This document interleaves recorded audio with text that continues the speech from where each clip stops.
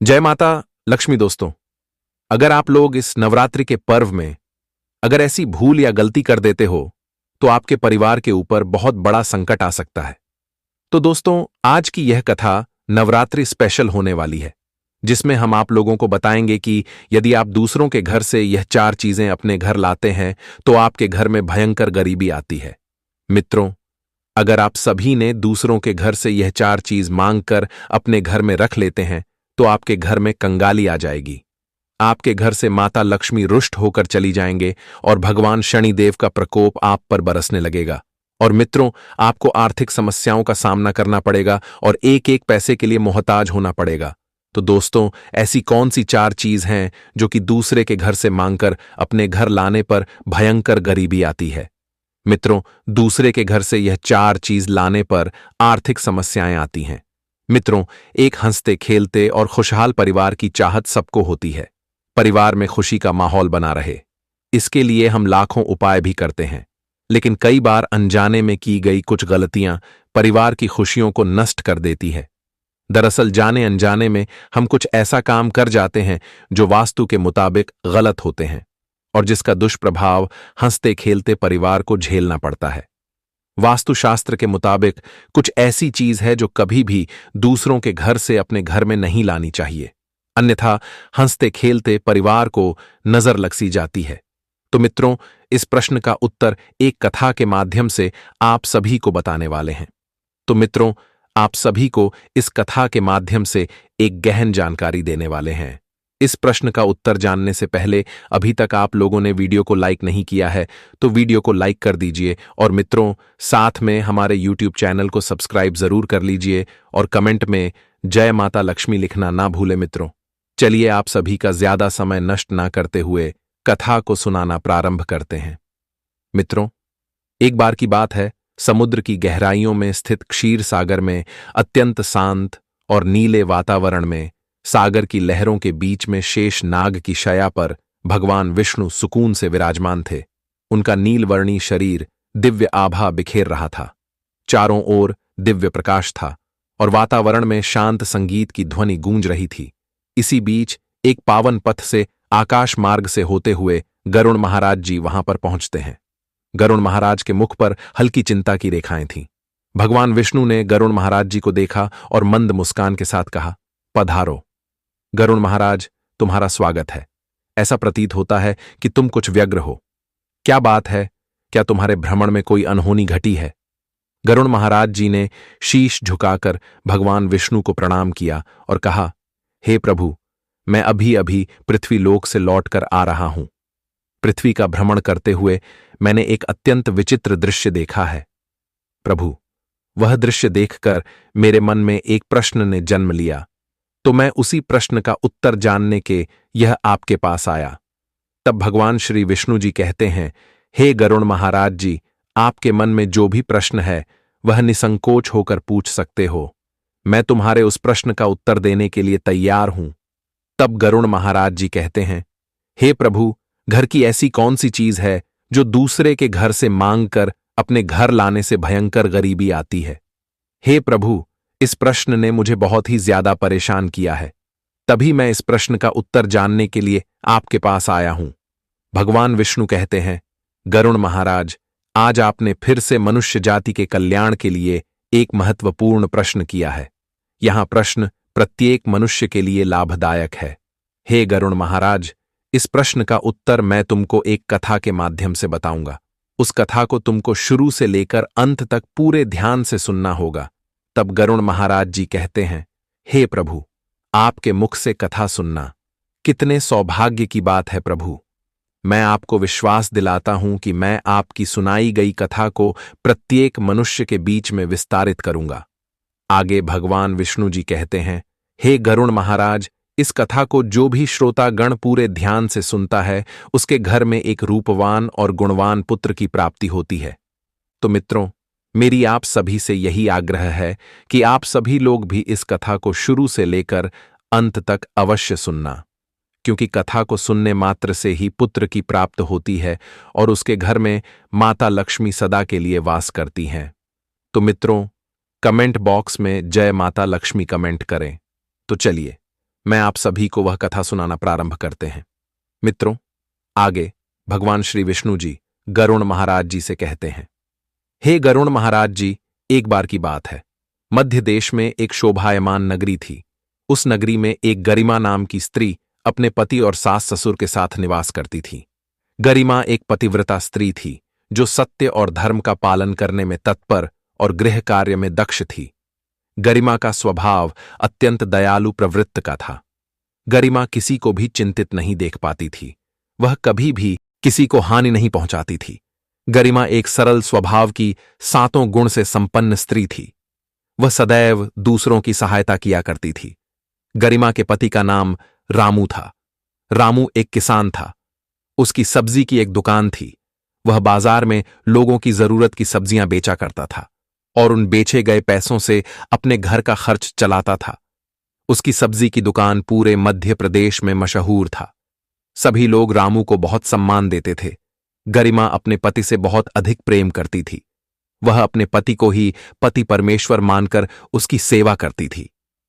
गरिमा माता लक्ष्मी की एक बहुत बड़ी भक्त थी, इसीलिए वह एक पतिव्रता स्त्री थी। गरिमा नित्य पति से पहले जागती थी, अपने घर के आंगन को स्वच्छ करती थी।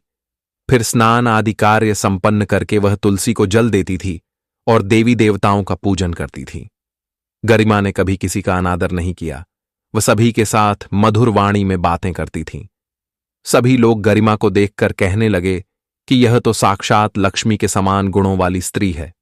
गरिमा अपने परिवार का कितने अच्छे से ख्याल रखती है, उनका आदर करती है, कभी किसी से झगड़ा नहीं करती है और सभी का कहां सुनती है।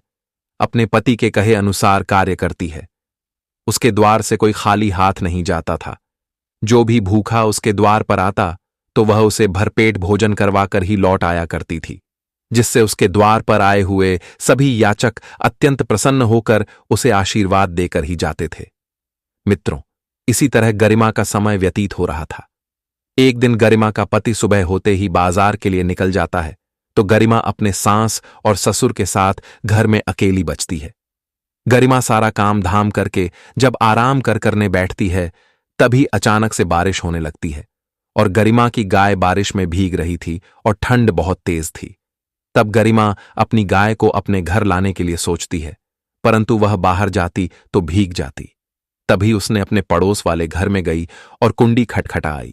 तभी गरिमा की पड़ोसन बाहर निकलती है और गरिमा से कहती है, हे बहन, आज तुम हमारे घर अचानक से क्यों आ हो? तब गरिमा कहती है, हे बहन, मेरी गाय बाहर बारिश में भीग रही है और मुझे तुम्हारा छाता चाहिए। मैं तुमसे तुम्हारी छतरी मांगने आई हूं। तब राधिका की पड़ोसन कहती है, हे गरिमा बहन, आप जो भी चाहे वह ले जा सकती है। उसके बाद पड़ोसन गरिमा को छतरी दे देती है। गरिमा अपनी पड़ोसन से छाता ले लेती है और उसको धन्यवाद कहकर वह अपनी गाय को लाने चली जाती है। गरिमा गाय को लेकर आती है और घर में एक किनारे खूंटे में बांध देती है। फिर गरिमा वह छतरी पड़ोसन को देने को सोचती है, परंतु वह छाता भीग जाने के कारण सूखा नहीं था। तभी गरिमा उस छतरी को घर के कोने में सूखने के लिए रख देती है। जब वह छाता सूख जाता है तब गरिमा सोचती कि लाओ, मैं पड़ोसन को उसका छाता दे देता हूं। वह छतरी देने ही वाली थी कि तभी द्वार पर एक ब्राह्मण आ जाता है। वह ब्राह्मण द्वार से खड़ा होकर आवाज देता है, हे बहन, कुछ खाने को दे दो, मुझे बहुत जोर की भूख लगी है। तभी गरिमा वह छतरी घर के कोने में रख देती है और ब्राह्मण को घर के अंदर बुलाती है और उस ब्राह्मण को भोजन कराती है और भोजन करने के बाद उसे दान आदि देकर विदा कर देती है। उसके बाद गरिमा उस छतरी को देना भूल जाती है। वह छाता गरिमा के घर में ही रखा हुआ था और जब शाम को गरिमा का पति जब घर वापस आता है तो भीग जाने के कारण कपड़े गीले हो जाते हैं और रामू के पास कोई सूखे वस्त्र नहीं बचे थे, क्योंकि जो घर पर रामू के वस्त्र थे वह सब भीग कर गीले हो चुके थे। तब गरिमा कहती है, हे स्वामी, आप अभी रुकिए, मैं अपने पड़ोसन बहन के पति के कपड़े मांग कर ले आती हूं। अगर आप गीले कपड़े में रहेंगे तो आपकी तबीयत भी बिगड़ सकती है। तब गरिमा अपनी पड़ोसन के पास जाती है और दरवाजा खटखटाती है और कहती है, हे बहन, बारिश हो जाने के कारण आज मेरे पति भीग गए हैं, तो कृपा करके आप मुझे अपने पति के कुछ कपड़े दे दीजिए। तब गरिमा की पड़ोसन कहती है, अरे बहन, आप घर के अंदर आइए, मैं अभी चाय बनाकर लेकर आती हूं, उसके बाद मैं आपको कपड़े निकाल कर देती हूं।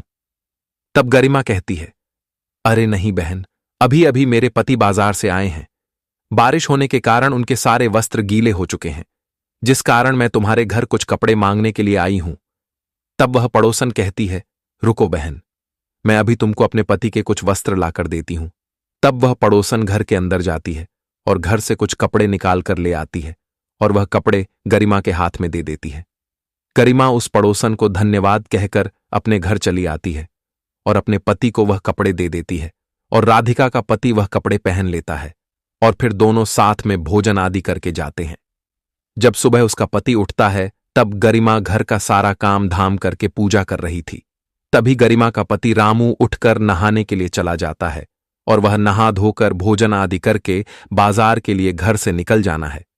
फिर गरिमा घर का सारा काम धाम करके अपने पति के कपड़े धुल देती है और वह कपड़े धूप में सूखने के लिए डाल देती है। जब कपड़े सूख जाते हैं तो वह कपड़े घर को ले आती है और घर में रख देती है। गरिमा अपनी पड़ोसन के कपड़े देना भूल जाती है और उस पड़ोसन के कपड़े गरिमा के घर में ही रखे रह जाते हैं।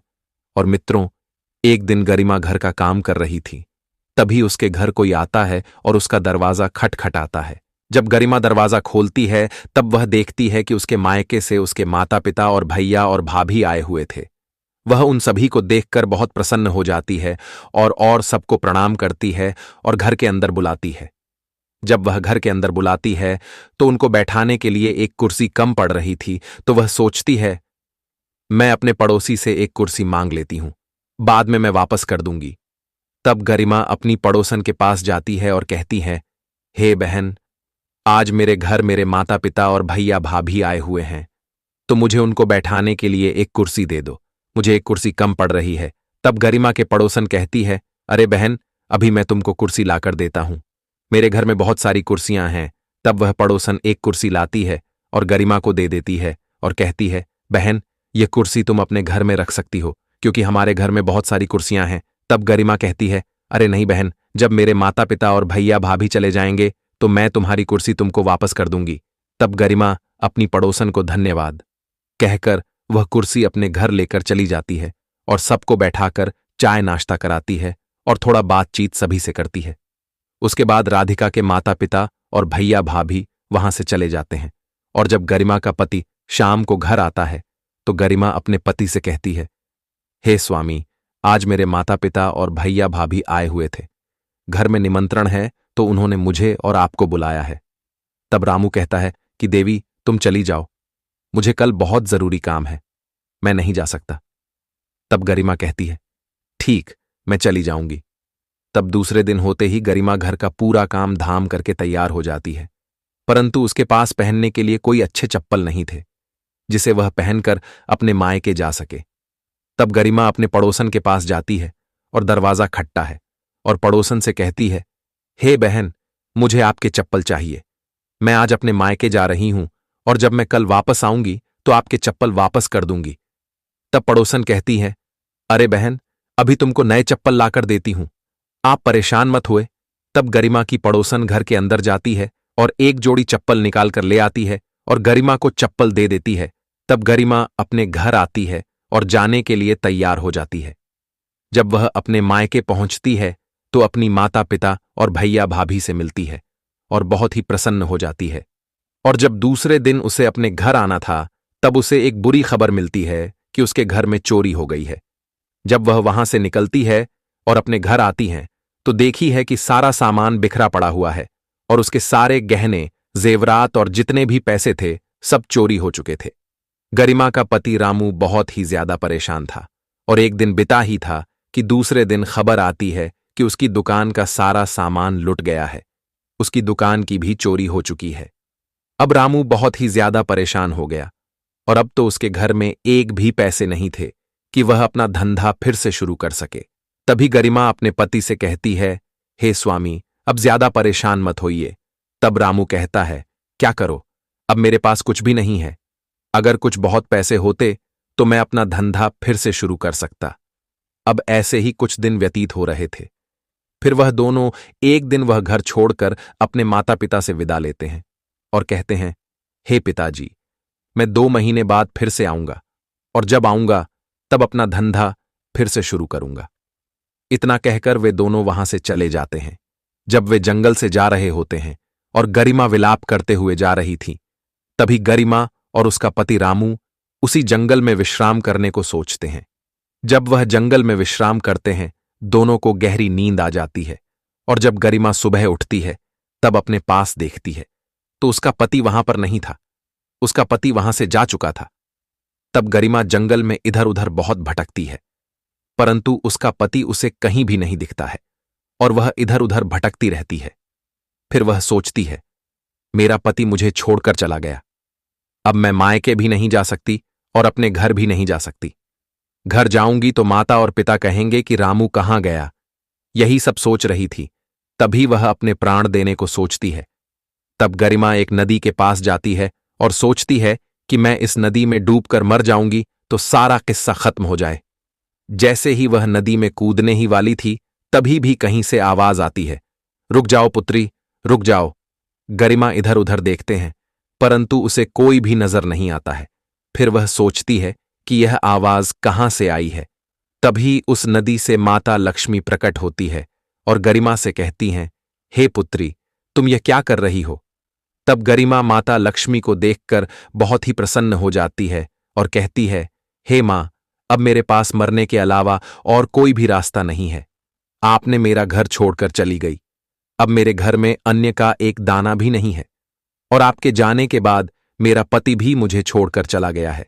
तब माता लक्ष्मी कहती हैं, हे पुत्री, आपने मुझे अपने घर से जाने के लिए मजबूर कर दिया था, इसलिए मैं तुम्हारा घर छोड़कर चली गई थी। तब गरिमा कहती है, हे मां, मैंने ऐसी कौन सी गलती की थी जिसके कारण आपको मेरे घर से जाने के लिए भी होना पड़ा। मैं तो हमेशा आपकी पूजा पाठ, आपकी आरती किया करती थी और सदैव धर्म का पालन किया था। तभी भी मुझसे ऐसी कौन सी गलती हो गई कि मुझे यह दिन देखना पड़ रहा है। ऐसी कौन सी गलती हो गई थी जिसके कारण आपने मेरे घर को छोड़कर चली आई। तब माता लक्ष्मी कहती हैं, हे पुत्री, तुमने ऐसी 4 चीजों को मांगा है और उनको अपने ही घर में रख लिया है। अगर यह कोई 4 चीज मांग लेता है और अपने घर में रख लेता है तो उसके घर में मैं वास नहीं करती हूं, उसका घर में छोड़कर चली जाती हूं। तब गरिमा कहती है, हे मां, मैंने ऐसी कौन सा 4 वस्तुएं मांगी हैं जिस कारण आपने मेरा घर छोड़ दिया है। तब माता लक्ष्मी जी कहती हैं, हे पुत्री, आपने सबसे पहले अपनी पड़ोसन से एक छतरी मांगी थी। है पुत्री, वास्तुशास्त्र के मुताबिक हमें गलती से भी दूसरों के घर से छतरी लेकर नहीं आनी चाहिए। कहते हैं कि ऐसा करने से जातक की कुंडली में मौजूद ग्रहों की स्थिति बिगड़ सकती है।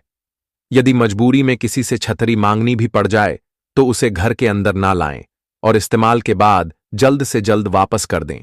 और जो छतरी को वापस नहीं करता है और अपने घर में लाकर रख लेता है तो मैं उसके घर को छोड़कर चली जाती हूं। तुमने अपने पड़ोसन का छाता लेकर आई थी और अभी भी अपने घर में रखी हुई हो, इसलिए मुझे आपका घर छोड़ना पड़ा। और तुमने दूसरी चीज अपनी पड़ोसन की चप्पल मांगी थी, जो आज भी तुम उन चप्पलों को पहने हुए हो। हे पुत्री, कई बार हम दूसरों के घर जाते हैं तो उनके जूते चप्पल इस्तेमाल कर लेते हैं। ऐसा करने में कोई बुराई भी नहीं है, लेकिन हमें कभी भी दूसरों के जूते चप्पल अपने घर नहीं लाना चाहिए। ऐसा करने से दूसरों की नकारात्मक ऊर्जा भी हमारे घर खींची चली आती है, जिससे बन रहे सारे काम अपने आप बिगड़ने लग जाते हैं और इंसान परेशान हो जाता है और उसके घर में आर्थिक समस्याएं आने लगती हैं और मैं भी उसके घर को छोड़कर चली जाती हूं। और तुमने तीसरी वस्तु फर्नीचर की चीज मांगी थी। तुमने अपने पड़ोसन से कुर्सी मांगकर अपने घर लेकर आई हो, जो अभी भी रखी हुई हो। वास्तुशास्त्र के मुताबिक लोग अक्सर जरूरत होने पर दूसरों के घर से पुराना फर्नीचर खरीद कर ले आते हैं। ऐसा करना उचित नहीं माना जाता। कहते हैं कि ऐसा करने से कई बार नकारात्मक ऊर्जा भी साथ में खींची चली आती है। लिहाजा यदि कभी आप पुराना फर्नीचर ला भी रहे हैं तो गंगा जल डालकर उसे शुद्ध अवश्य कर लें।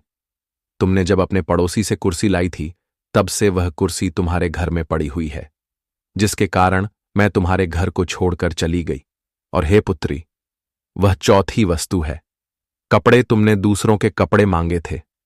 अगर कोई भी दूसरों के पुराने या फटे हुए कपड़ कभी भी अपने घर नहीं लाने चाहिए, चाहे वे देखने में कितने भी सुंदर क्यों न लग रहे हों। उन कपड़ों में बैक्टीरिया, वायरस या अन्य जीवाणु चिपके हो सकते हैं जो आपके शरीर को बीमार बना सकते हैं। उसके साथ ही दूसरों के शरीर की नकारात्मक ऊर्जा भी आपको मिल सकती है, लिहाजा इससे बचना चाहिए।